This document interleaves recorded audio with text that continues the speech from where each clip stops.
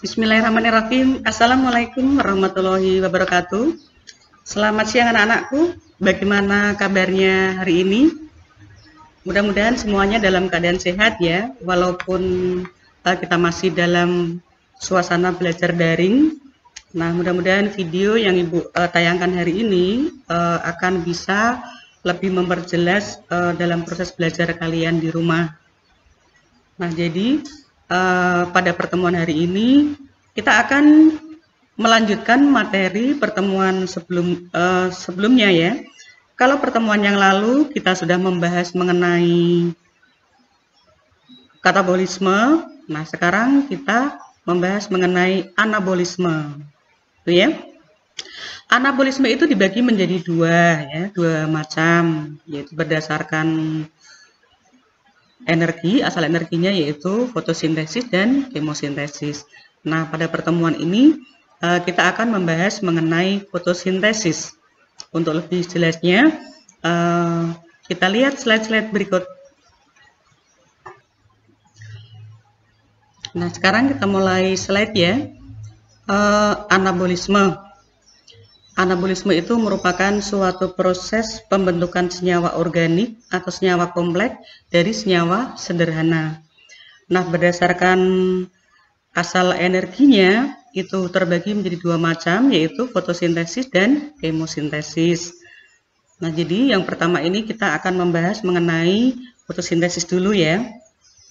Nah, setelah kalian menyimak video ini, maka kalian diharapkan yang pertama bisa menemukan faktor-faktor yang mempengaruhi kegiatan fotosintesis dan hasilnya.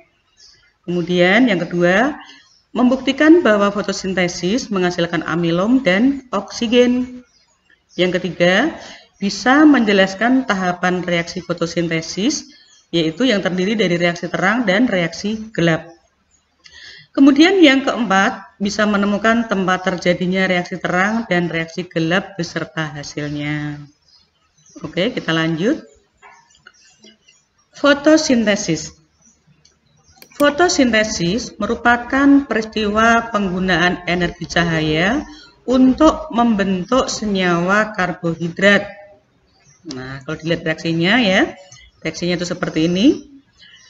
6 CO2 ditambah H2O dengan bantuan sinar matahari dan klorofil, maka akan menghasilkan C6H12O6 ditambah 6O2. Nah, ini reaksi fotosintesis ya. Nah, sekarang kalau kita telah bersama, yaitu CO2 yang berasal dari udara, kemudian H2O yang berasal dari dalam tanah, akan diserap oleh tumbuhan menuju ke daun. Nah, di daun pada klorofil itu akan menyerap sinar matahari ya, menyerap sinar matahari untuk menggunakan energinya. Kemudian di sini akan terbentuklah karbohidrat yaitu C6H12O6 beserta oksigen. Nah, jadi C6H12O6 itu akan disimpan dalam bentuk cadangan makanan ya. Kemudian oksigen itu akan dilepaskan ke udara. Oke. Fotosintesis hanya dapat berlangsung pada makhluk hidup yang memiliki organela kloroplas. Misalnya tumbuhan tinggi, paku, lumut, ganggang, dan beberapa jenis bakteri. Kemudian di dalam kloroplas terdapat pigmen-pigmen yang dapat menangkap energi cahaya, yaitu klorofil dan pigmen lain. Oke, kita lanjut. Faktor-faktor yang mempengaruhi fotosintesis, yang pertama adalah cahaya, kedua suhu, ketiga CO2 dan H2O, yang keempat klorofil. Nah, kita lihat satu persatu. Di sini yang pertama itu cahaya. Nah, cahaya ini digunakan energinya ya, yaitu untuk melepaskan elektron yang terdapat pada reaksi. Kemudian suhu. Nah, di sini suhu juga memegang peranan penting. Karena suhu yang tinggi itu biasanya akan menyebabkan kelembapan udara rendah. Nah, semakin kelembapan udara rendah, maka akan mempercepat proses penguapan di daun ya. Nah, dengan terjadinya proses penguapan di daun dengan cepat, maka proses penyerapan H2O dari dalam tanah akan lebih cepat. Kemudian CO2 dan H2O. Nah, ini CO2 diambil dari udara, kemudian H2O itu dari dalam tanah. Nah, kemudian yang keempat klorofil. Klorofil di sini gunanya atau fungsinya adalah untuk menangkap energi cahaya matahari. Tuh ya. Kita lihat lagi. Nah, sebelum kita membahas mengenai tempat di mana sih terjadinya fotosintesis, nah itu biasanya fotosintesis itu berlangsung pada daun ya. Nah, kemudian pada daun itu pada bagian mana khususnya? Oke, kita lihat. Ini gambar daun secara utuh ya, kemudian ini potongan, daun dipotong melintang. Nah, inilah bagian-bagian daripada daun. Ini ada parenkim palisade yang memanjang ini, kemudian ada parenkim bunga karang. Nah, pada parenkim palisade dan bunga karang inilah terdapat kloroplas. Ya, jadi kloroplas itu tempat penghasil klorofil. Nah, itu untuk lebih jelasnya. Sedangkan bagian-bagian kloroplas itu sendiri kita lihat supaya nanti kalian bisa paham di mana sih berlangsungnya reaksi terang dan di mana berlangsungnya reaksi gelap. Ya, kita lihat nih. Ini struktur kloroplas. Bagian paling luar ini dinamakan membran luar. Sedangkan bagian dalamnya namanya membran dalam. Nah, bagian dalam lagi ruang ya. Ada ruang kosong namanya stroma. Kemudian ada tumpukan-tumpukan ya. Tumpukan lempengan ini, satu lempeng itu dinamakan tilakoid. Sedangkan tumpukan dari tilakoid ini dinamakan granum. Nah, granum atau grana ya. Nah, jadi itu. Jadi yang terpenting di sini yang kalian perlu tekankan ya. Fotosintesis itu berlangsung melalui dua tahapan, yaitu di granum dan di stroma. Nah, di sini kita lihat. Nah, ini untuk lebih jelasnya lagi, reaksi fotosintesis itu memerlukan CO2. Nah, CO2 itu nanti akan diperlukan pada reaksi gelap. Sedangkan air atau H2O itu akan digunakan untuk reaksi terang. Nah, di sini akan menghasilkan glukosa. Nah, glukosa itu dihasilkan pada reaksi gelap. Sedangkan hasil lain yaitu oksigen itu akan dihasilkan pada reaksi terang. Nah, untuk lebih jelasnya kita lihat tahapan-tahapan berikut. Tahapan yang pertama adalah reaksi terang. Nah, dari reaksi terang ini juga melalui dua proses ya, yaitu proses siklik dan non-siklik. Nah, sekarang kita lihat yang siklik dulu. Siklik artinya siklus ya. Nah, jadi pada proses siklik itu diawali pada fotosistem 1. Nah, ini fotosistem 1. Jadi, fotosistem 1 itu merupakan klorofil yang bisa menangkap cahaya matahari dengan panjang gelombang 700 nanometer nih ya. Nah, jadi di sini elektron yang dikeluarkan oleh fotosistem 1 ini akan diterima oleh penerima aseptor elektron, kemudian diteruskan ke peridoksin, kemudian ke sitokrom kompleks. Nah, baru ke plastosianin dan ke fotosistem 1 lagi. Nah, pada waktu berada pada sitokrom kompleks, ini akan dilepaskan senyawa fosfat sehingga terbentuklah ATP. Ini ya. Jadi pada reaksi siklik itu akan dihasilkan ATP. Sedangkan tahapan yang kedua yaitu proses non-siklik. Nah, ini agak panjang ini non-siklik itu. Nah, non-siklik itu dimulai dari fotosistem 2 ya. Di sini jelas bahwa fotosistem 2 itu merupakan klorofil yang bisa menangkap energi cahaya dengan panjang gelombang P680. Nah, kita lihat pada non-siklik itu akan melibatkan cahaya matahari, kemudian air, kemudian fotosistem 1 dan fotosistem 2. Nah, itu ya. Sedangkan prosesnya kita lihat berikutnya. Yang pertama, fotosistem 1 akan menangkap cahaya matahari. Nah, di sini terjadilah proses fotolisis, yaitu air akan dipecah menjadi hidrogen dan oksigen beserta elektron. Nah, hidrogen nanti ini akan digunakan untuk membentuk NADPH, sedangkan oksigen akan terlepas ke udara. Kemudian elektron ini akan diteruskan dan diterima, elektron ini akan dilepaskan dari fotosistem 2, kemudian diterima oleh aseptor primer atau penerima elektron yang pertama, kemudian diteruskan ke plastoquinon, ke kompleks sitokrom, ke plastosianin, dan menuju ke fotosistem 1. Nah, pada waktu terjadi pemindahan elektron dari plastoquinon menuju ke plastosianin ini, maka terbentuklah ATP. Oke. Kemudian elektron yang berada pada P700 atau fotosistem 1 akan diteruskan lagi ya, akan dieksitasi atau dikeluarkan dan diterima oleh aseptor primer. Nah, di sini akan diteruskan kembali ke ferredoksin.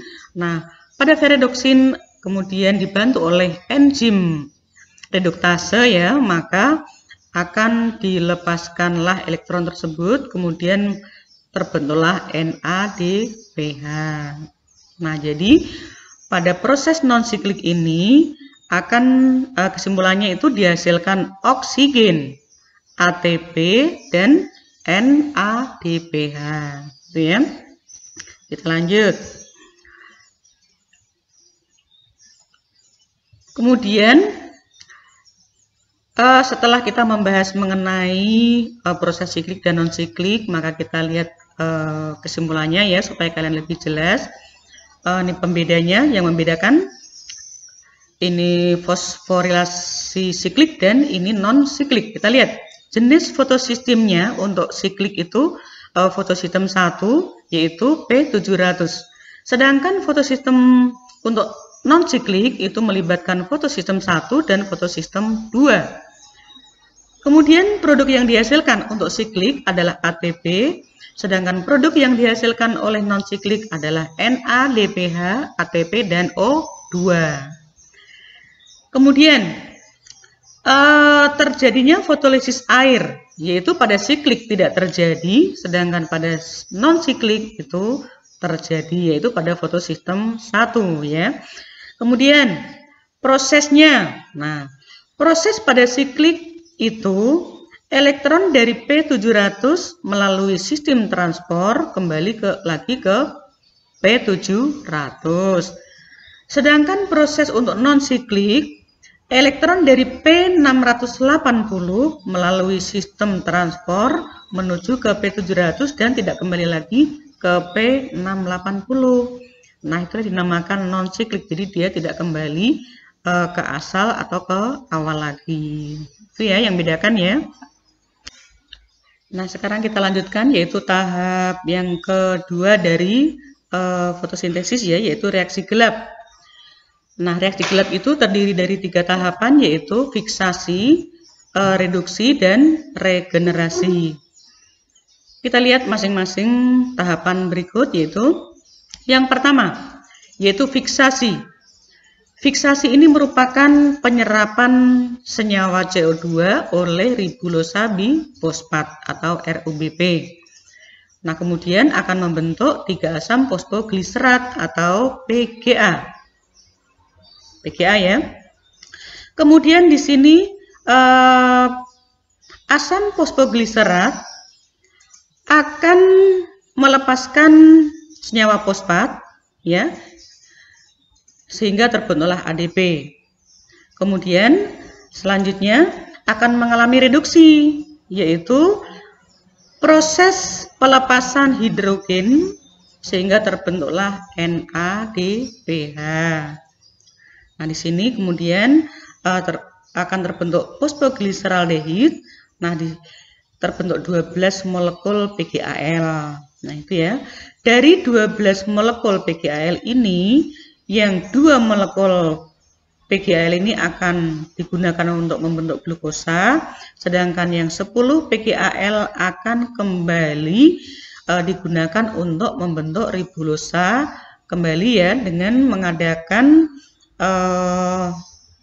pengikatan senyawa fosfat yang akhirnya terbentuklah ribulosa 1,5-bifosfat atau RUBP yang nanti akan melakukan fungsinya kembali, yaitu mengikat CO2 berikutnya. Oke, bisa dimengerti ya. Nah, sekarang kita simpulkan. Setelah kita melihat reaksi terang dan gelap, ini kesimpulannya. Tempat reaksi terang itu di membran tilakoid, kloroplas, sedangkan tempat berlangsungnya reaksi gelap adalah di stroma, ya, stroma kloroplas ya. Kemudian reaksi terang reaksi terang membutuhkan cahaya, sedangkan reaksi gelap tidak membutuhkan cahaya. Kemudian reaksi terang itu memerlukan fotosistem 1 dan fotosistem 2, sedangkan reaksi gelap tidak menggunakan fotosistem. Kemudian prosesnya, pada reaksi terang terjadi proses eksitasi elektron, fotolisis, fosforilasi siklik dan non-siklik. Sedangkan proses pada reaksi gelap adalah terjadinya fiksasi CO2, reduksi, dan regenerasi senyawa RUBP. Nah, ini ya, jadi terjadi perbedaan prosesnya. Nah, sekarang bahan yang diperlukan atau input. Kalau pada reaksi terang itu memerlukan cahaya matahari dan air atau H2O. Sedangkan pada reaksi gelap itu memerlukan senyawa CO2, ATP, dan NADPH2. Jadi CO2 itu berasal dari udara, ATP dan NADPH2 itu berasal dari reaksi terang. Oke ya. Kemudian hasil atau output. Nah, pada reaksi terang akan dihasilkan ATP dan NADPH, NADPH2 ya. Sedangkan pada reaksi gelap akan menghasilkan glukosa, yaitu C6H12O6. Nah, itulah kesimpulan dari fotosintesis yang berlangsung pada kloroplas ya, kemudian berlangsung melalui 2 tahapan, yaitu reaksi terang dan reaksi gelap. Oke, untuk lebih jelasnya silahkan kalian sambil belajar-belajar memperdalami kembali melalui buku-buku yang kalian baca ya, atau lihat Google atau video YouTube yang berikutnya supaya kalian lebih paham. Oke, setelah itu pada pertemuan berikutnya nanti kalian dilihat pelajari kemosintesis ya. Jadi pada hari ini kita hanya membahas mengenai fotosintesis saja. Oke, Ibu akhiri sampai di sini. Wabillahi taufiq wal hidayah. Assalamualaikum warahmatullahi wabarakatuh.